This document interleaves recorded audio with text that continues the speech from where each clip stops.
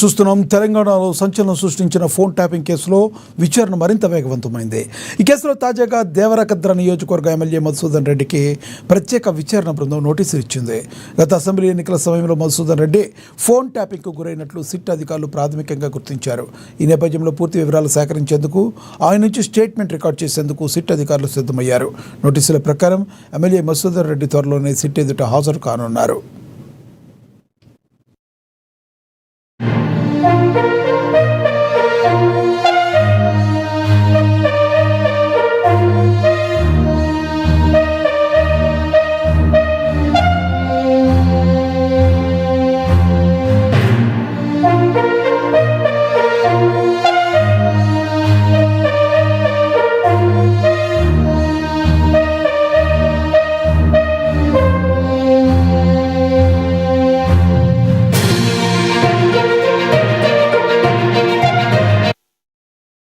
తెలంగాణలో సంచలనం సృష్టించిన ఫోన్ ట్యాపింగ్ కేసులో విచారణ మరింత వేగవంతమైంది.